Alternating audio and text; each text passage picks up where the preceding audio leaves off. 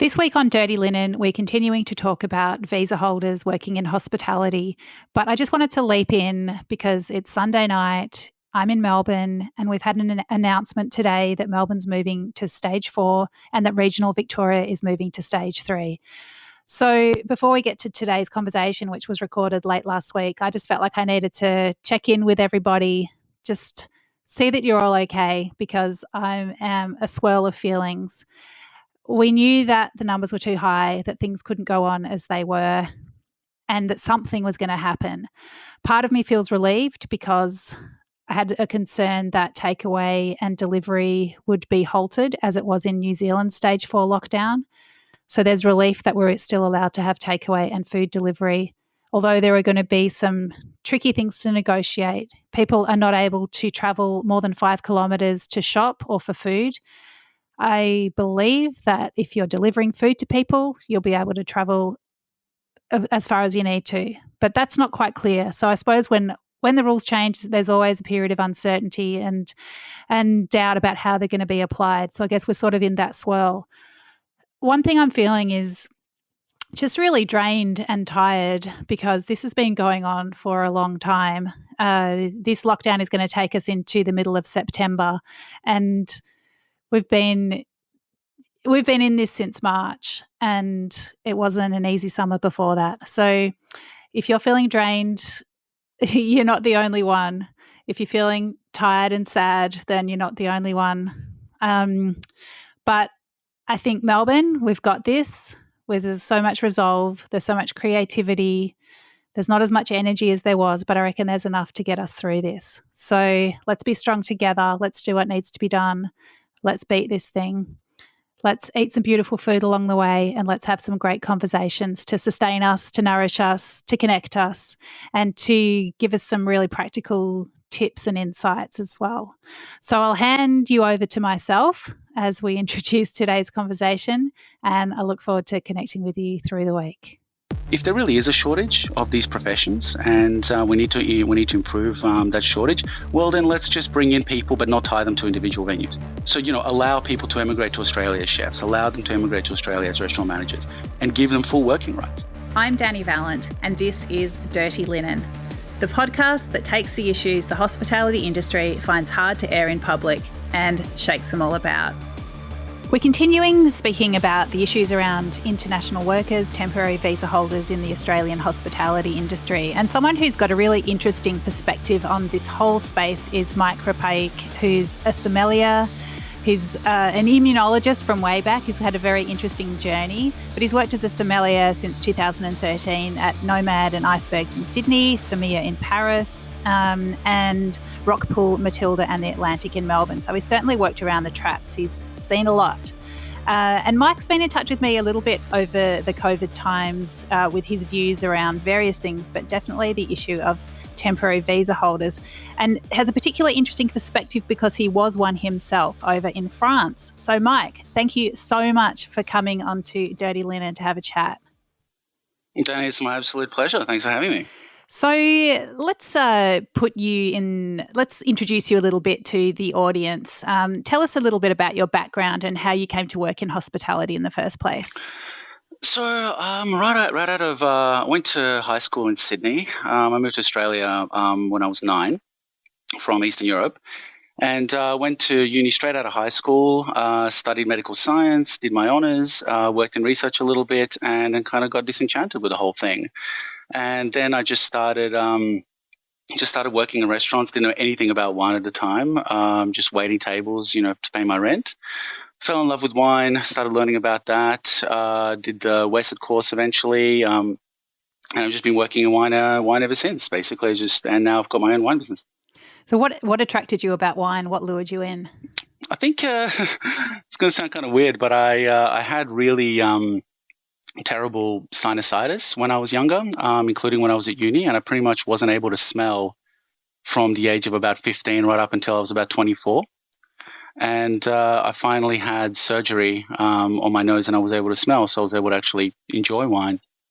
And The thing that kind of probably drew me into wine is because it was just so, maybe this was the scientific part of me, that it was just so technical, and there was so much to learn, and it was all somehow interconnected, and it was just this spider web of regions and grape varieties and soil types and producers, and this really fascinating world to explore. And maybe that's it. Maybe that's what made me get into it. And also, I enjoy drinking, so that helps. That is such a great answer. I just love it. It's almost, you know what it made me think of? When a long time ago, when I took my grandma to the hospital to get her cataracts removed, and I picked her up and drove her home afterwards, and she could just see so much better than when she went in. And it was just like you could just see just the way of her expressions and how she was like shading her eyes when the sun glinted off the tram tracks. And it was just like the world was so bright for her again. And it just that makes me think of that when you talk about suddenly being able to smell wine. Yeah, it's that's a pretty cool story about your grandma. Yeah, I can imagine, just kind of a sense that has been so dulled for a person for a long time. Suddenly it's there, and you just kind of, it's just so exciting. I'm sure she, loved, watching birds or, anything like that. Yeah. Yeah, it was really great. She's also my hero because she died. She was just about to turn 101 when she died, and she spread butter an inch thick on every slice of bread. So that's why I know butter's a health food. And whenever I have a lot of butter, which is every time I have butter, I think of my grandma. So yeah, she's great. Good old Grandma Joe. Anyway, tangent. So Mike, you're an analytical person. You're a scientist by background, and you seem to look at things in quite an analytical way.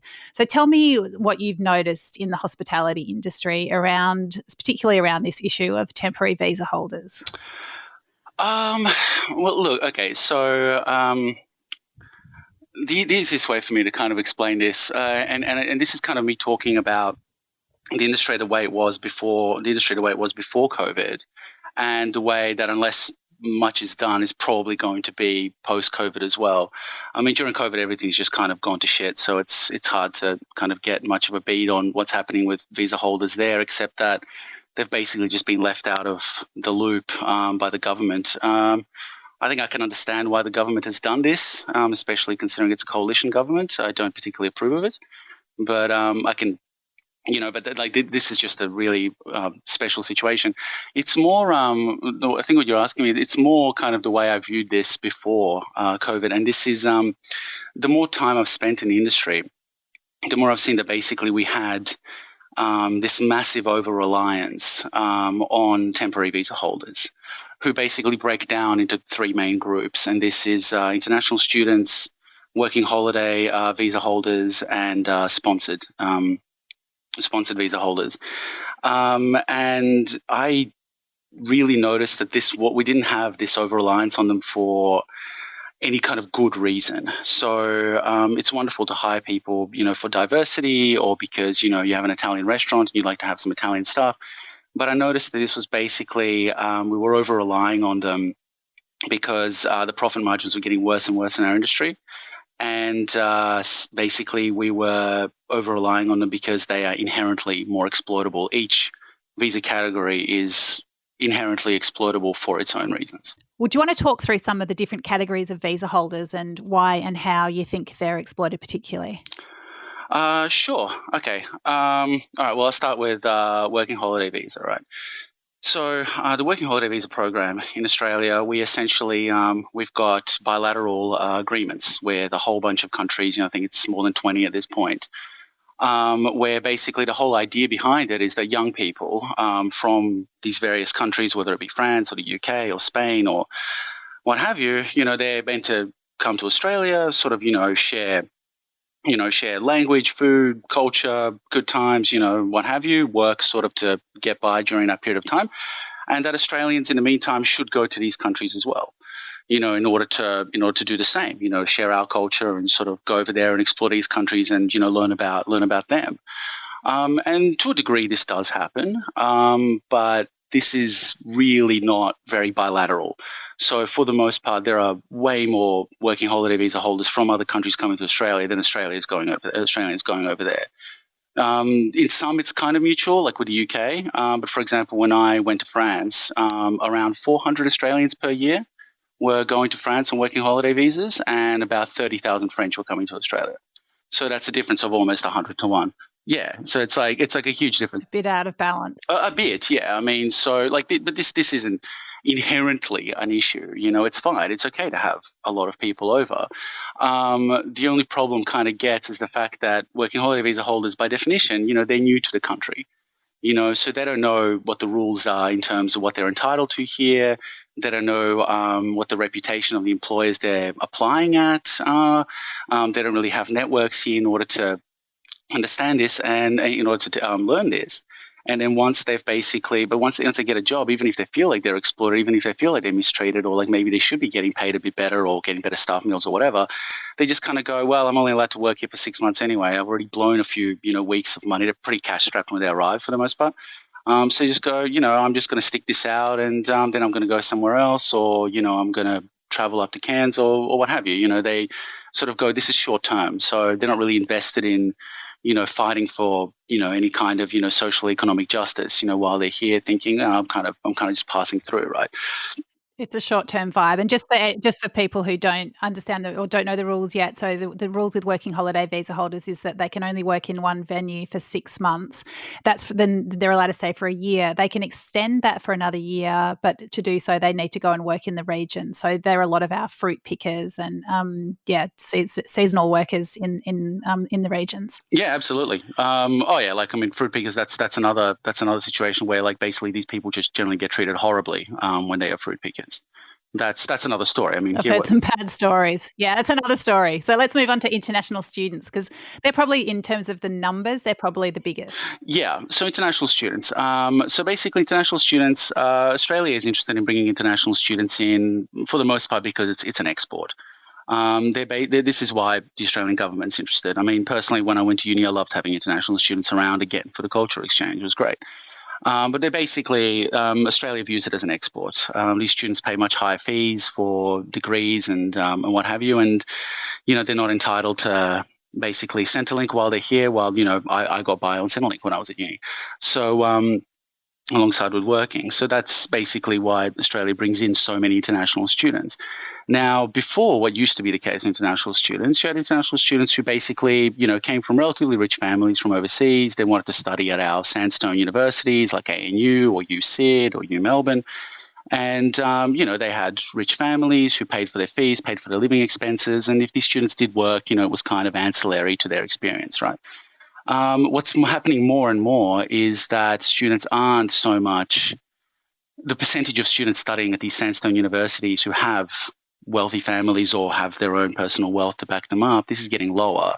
And the number of students who are basically doing second and third rate courses that are offered basically exclusively to international students is going up. And these students, for the most part, are using this not because they care about getting whatever, third-rate diploma they're studying. They could get a much better diploma at home.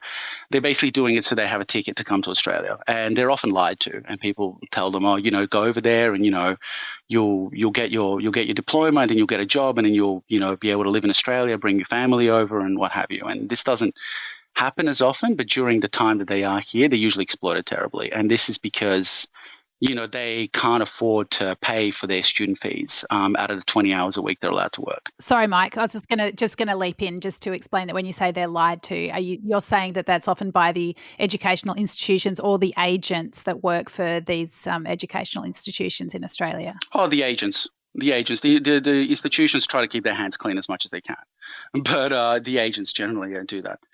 And look, these institutions, they will often, like what happens with a lot of working holiday visa holders, like friends that I have, their working holiday visa runs out. They were hoping to move to Australia. They didn't manage to find a sponsor. And then they just sign up for one of these international, for one of these courses. And a lot of these courses are basically, walk in, sign your name, walk out. They're essentially buying a visa. And then basically instead of coming to Australia to study, and get a university degree, they're basically just using this as a way to move over, which, I understand that people want to move here, but that's not using the visa the way it's supposed to be used. And then what happens is, they can't live on 20 hours a week. That's ridiculous, especially not pay these fees. And, some even want to send money back to their families if they come from third world countries. So, they get forced into working for cash, and they will do gig economy jobs. They, work for, $13, $12 an hour as dishwashers, maybe a little bit more if they're, waiters in cafes and things like that. And this is rife. And that's the reason why they get exploited terribly. They're basically, illegal workers who are, then unable to complain because, they're already doing what they're not supposed to be doing. And the last category is sponsored workers. So they're kind of interesting. So the thing is, ostensibly, when you think of a sponsored worker, especially in hospitality in Australia, we kind of see it as, oh, there's a skill shortage. And if we think of that, we go, oh, this is someone who's, it's like someone who's amazing, someone who's worked in 3 Michelin star restaurants in France, or, someone who's, like a sushi master from Japan, or, like an amazing chef from Turkey or something like that, like something that you really can't find here. And, and basically an international talent scout has found this person and lured them to Australia, right, and sponsored them. This virtually never happens. I mean, it happens occasionally. I know cases where it's happened, but for the most part, the pathway here is someone comes over on a working holiday visa or a student visa. They work in a restaurant. They're a great worker. The owner likes them and goes, you know what, I want to keep this person. And basically they sponsor them, and they sponsor them as a manager, or something like that, right? And at this point, look, there are some owners that, treat these workers well, and, they're really appreciative that this person is now going to work for them for 4 years, and, they keep their end of the bargain and don't overwork them and stuff.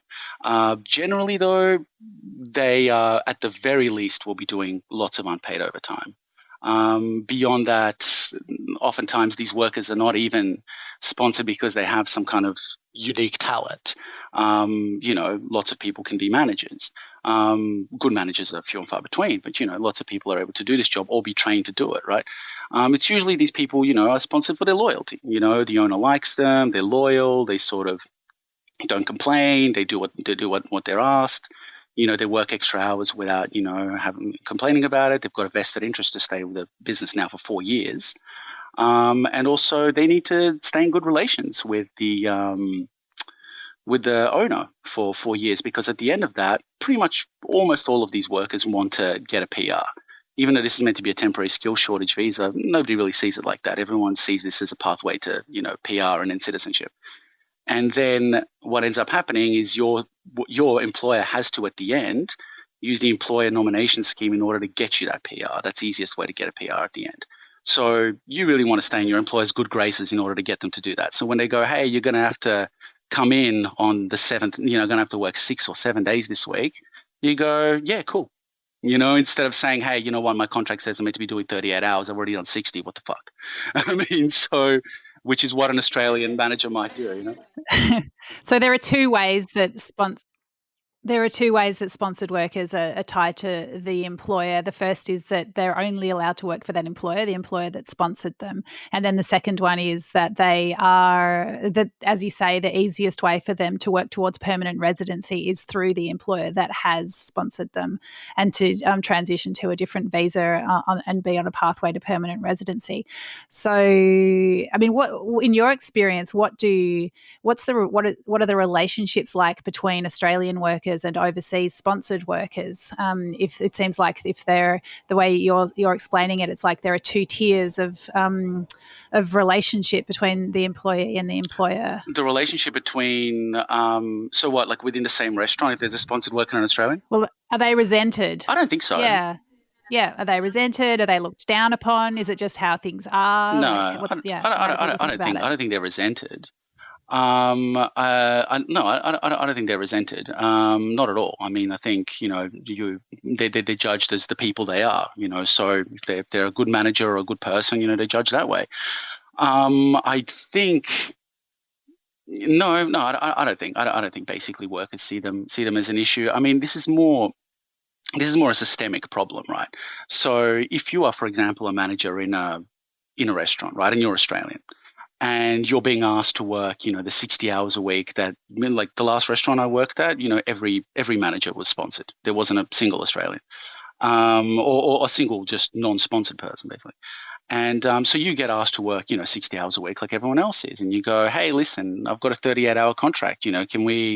My week's not working for me. And then basically go, well, look, everyone else is working 60 hours. What makes you so special?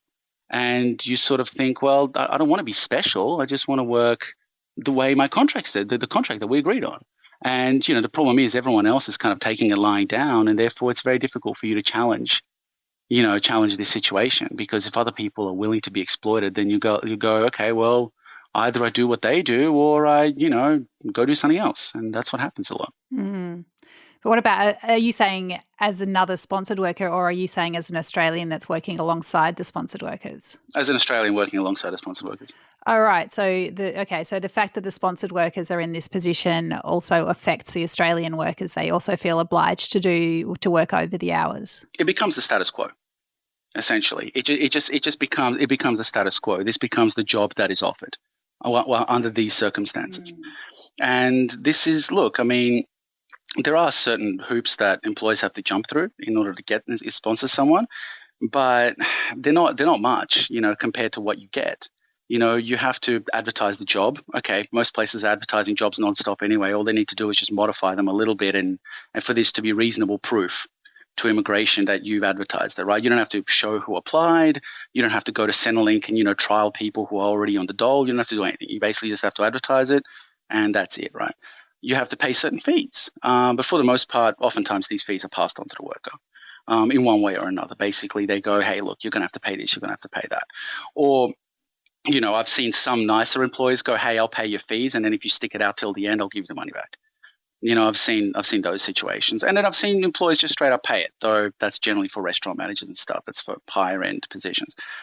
And then basically finally you have to give them a minimum salary, which employers that use sponsored workers a lot will, say, oh, this is above the award.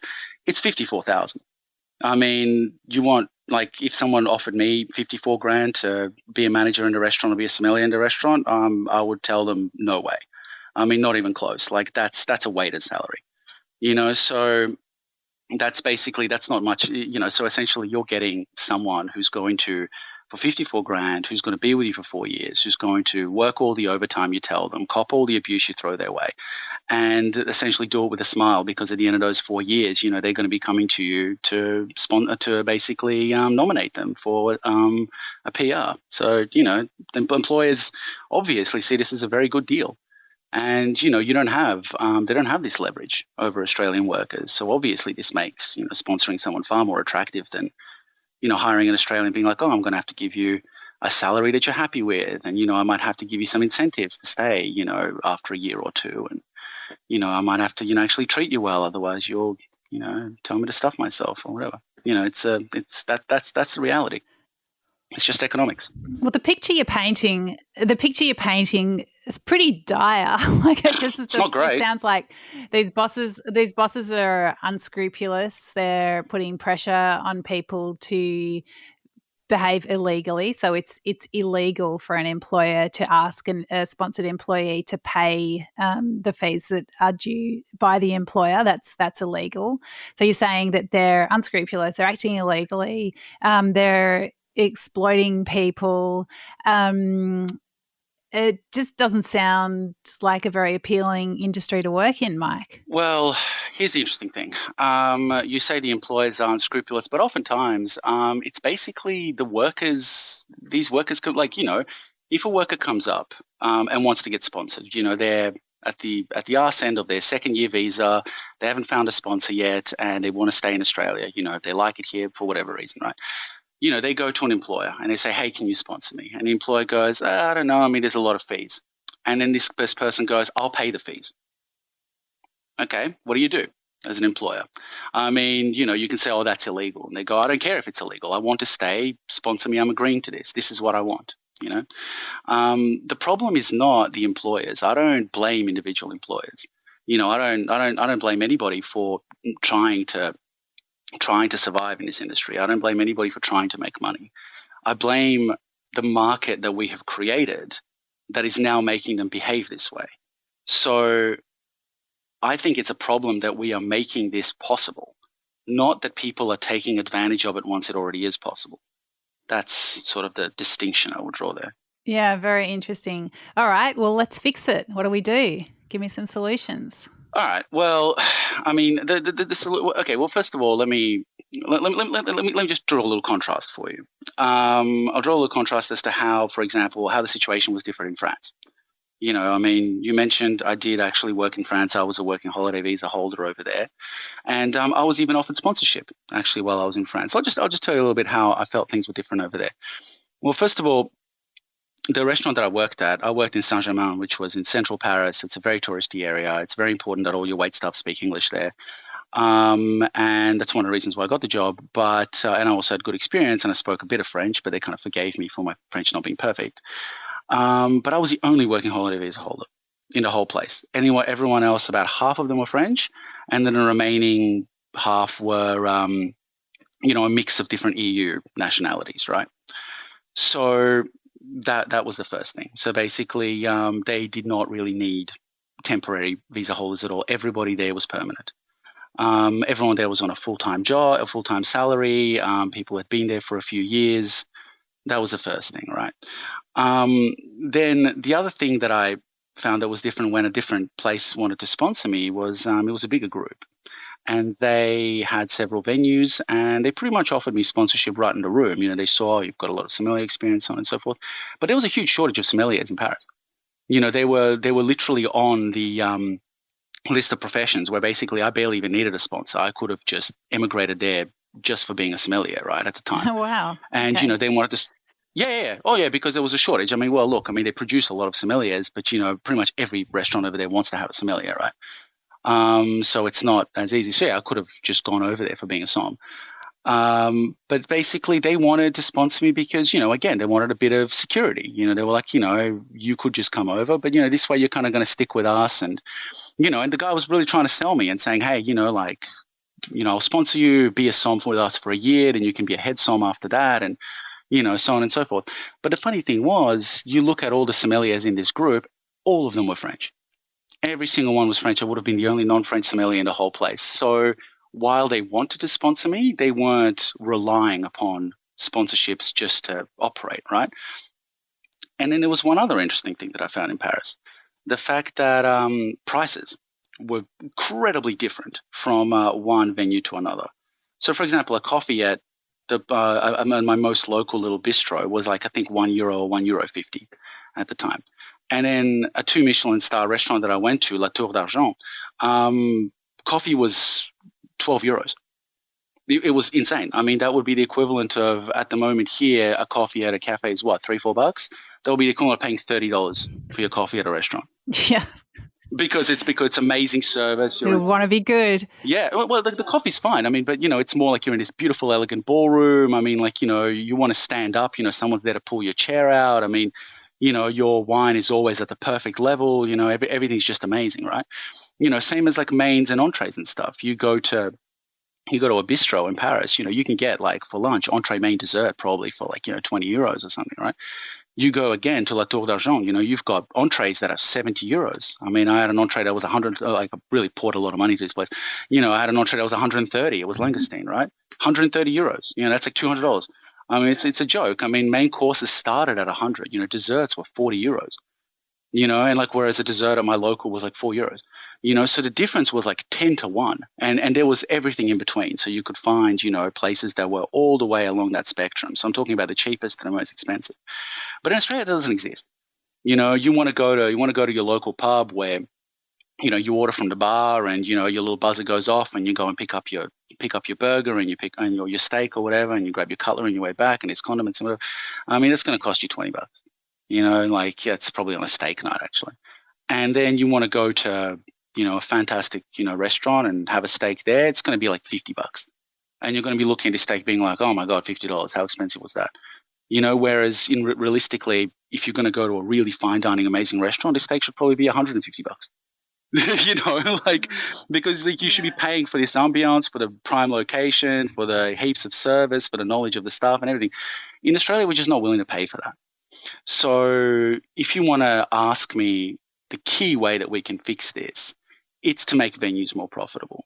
And we just need to be realistic about what we can offer at which price point. So if people want to have amazing service with really knowledgeable staff and, things like that, well, that costs a lot of money. And that's going to have to be reflected in what they're actually buying. I mean, and the thing is, at the moment, I'll actually give you some solutions. So first of all, we have way too many venues in Melbourne in particular. I mean, essentially, you look at most venues, even before COVID, most places were not full except maybe on a Friday or a Saturday night.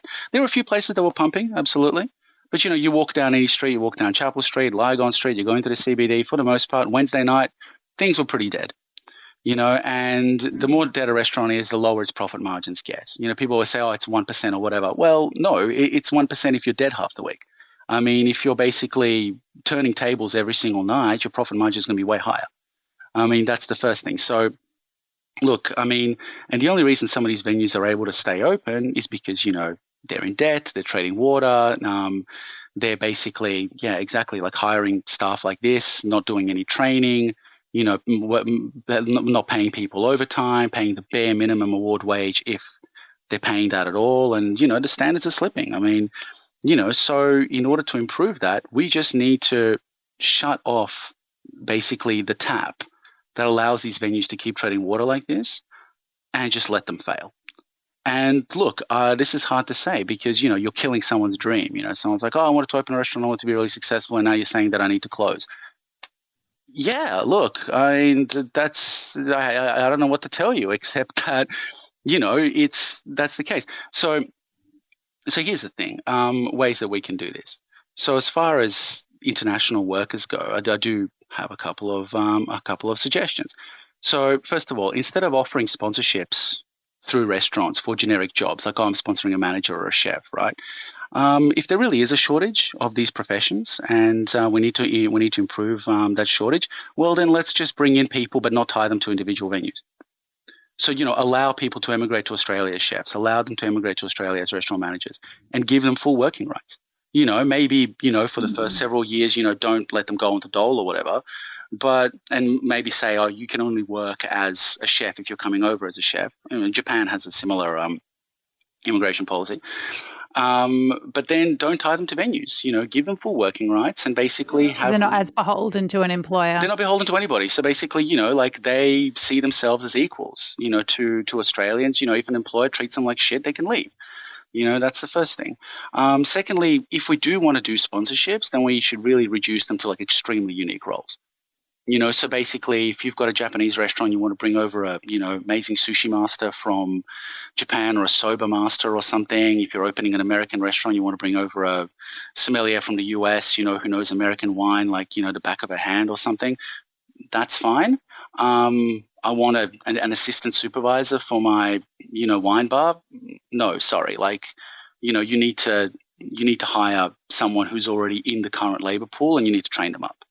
Or you can lobby the government to, help with training or what have you. But, we need to close that off. And as for student visas, again, like, all of these basically courses being available to people where, they're using these courses are being used essentially to, give people a migration route to come here. That needs to be stopped. So we need to basically get to a point where it's like, okay, we can have international students, but only at universities and only for bachelor's degrees, master's degrees, PhDs, things like that. So people who are genuinely coming over to study a high-end degree, that's great. If you want to study, I don't know, some kind of diploma in management, look, you can get that diploma online, or you can probably get it, in your home country or what have you. That's not, nobody comes over here so they can get some sort of paltry diploma like that. They come over because they want to live here. I mean, and look, that's great. But, unfortunately, this leaves the door open for exploitation. And finally, for working holiday visas, we need to look at, this being the cultural exchange that it's meant to be. So we need to look at how many Australians are interested in going to some of these countries, maybe encourage them to go, that's fine. But then we need to look at how many people are coming over and, have it be somewhat close So a situation where 400 Aussies are going to France and 30,000 French are coming to Australia, that's just silly. It should be, if there's 400 Australians, it should be maybe a couple of thousand, French, because they have a larger population. I mean, we have, for example, a working holiday visa agreement with Greece. Okay, it's for 500, but how many Australians go to Greece for working holidays? I'd be stunned if it was, more than 10.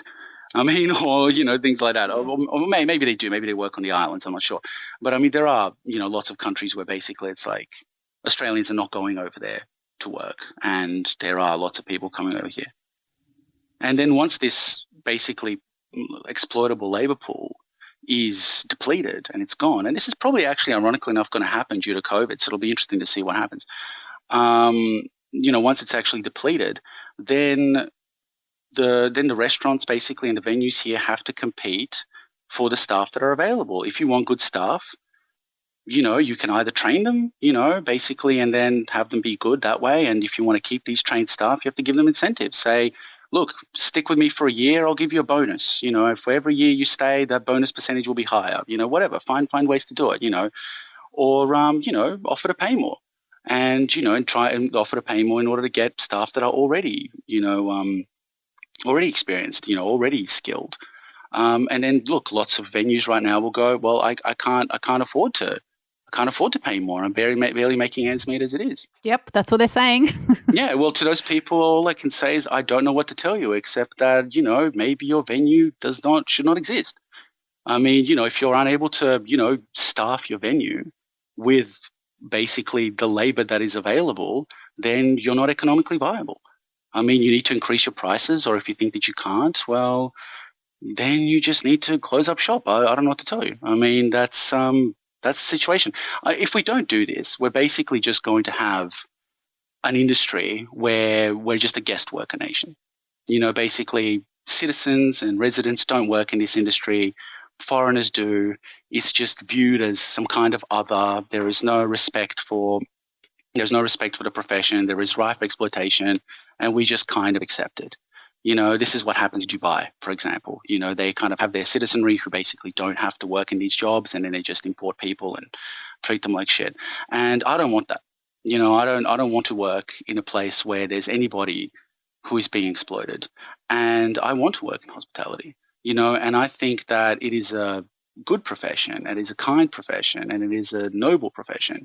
And we should be able to work in these jobs not as casuals, but we should have full-time jobs, and we should have holidays, and we should have good salaries with which we can buy homes, preferably somewhat close to where we live, and and have children and send our kids to school. And, we should have that. And at the moment, that's just not possible. And it's, driving, the few skilled people that were in the industry out to do other things. And it's basically replacing them with, whomever they can exploit. And that's a race to the bottom. And I don't want to have a race to the bottom in hospitality. I want to have a race to the top. Wow, Mike, this is obviously an issue that you've thought a lot about, and you've seen, a lot of different permutations of use and abuse of the temporary visa worker system in your time working in the industry in Australia, and you've seen many different things when you've been working in France and Canada as well. I think you worked for a while as well. So you definitely have a really interesting perspective. And it's amazing that you've got a sense of some of the problems, but also have a whole bunch of solutions.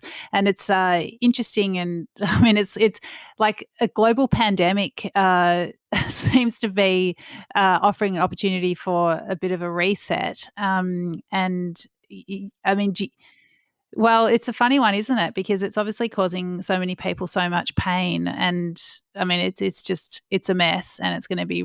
It is so tough, and it's especially tough for visa workers that are here now, and it's obviously super tough for business owners. But I mean, I like the idea of coming out the other side of this with an industry where people are better paid, where diversity is respected, and not an opportunity to treat people worse than people who just happen to be born here or have different residency status here. So, I mean, there's definitely. Oh my God, I felt so celebrated.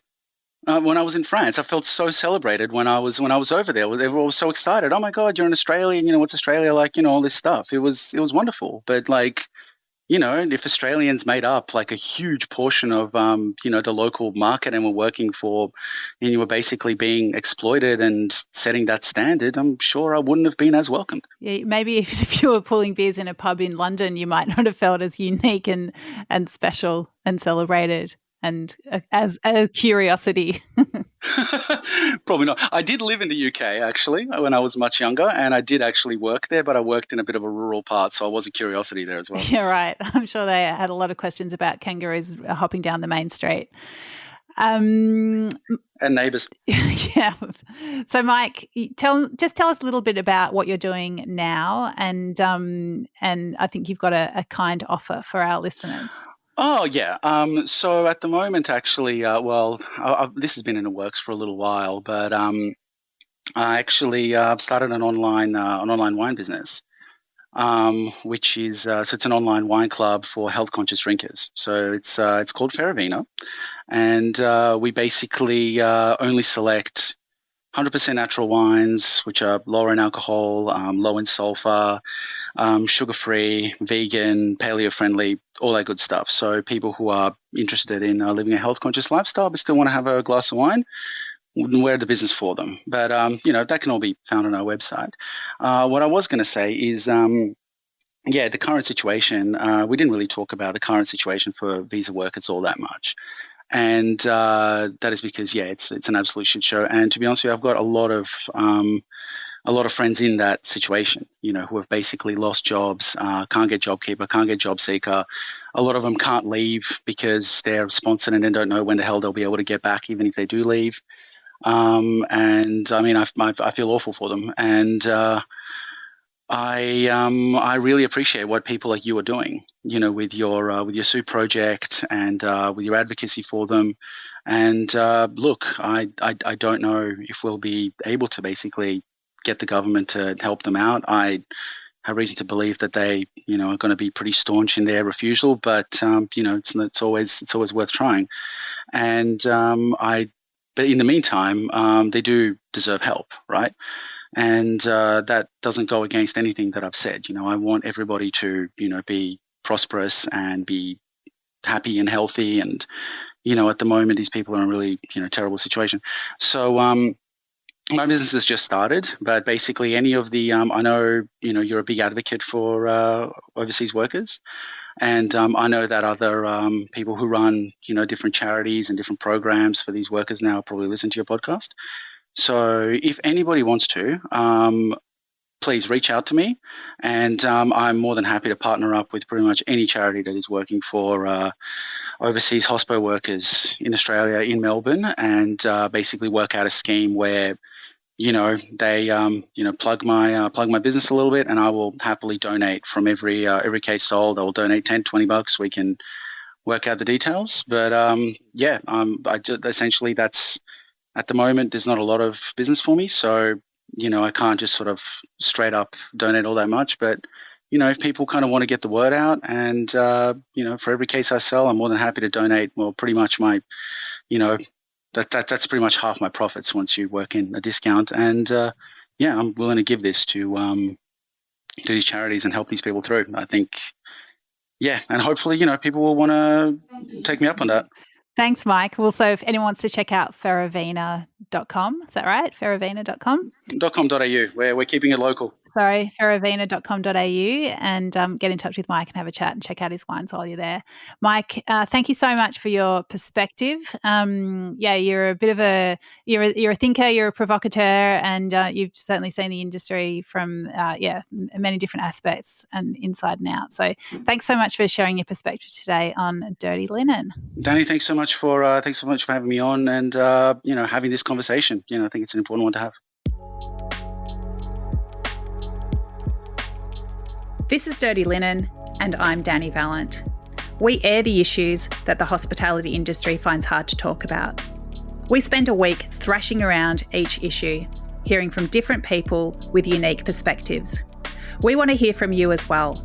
If you have something that needs to be said about a topic, get in touch so we can include your perspective. Contact us at dirtylinen@deepintheweeds.com.au or hit us up on Insta at Dirty Linen Podcast. We can't wait to hear from you. This is a Deep in the Weeds production.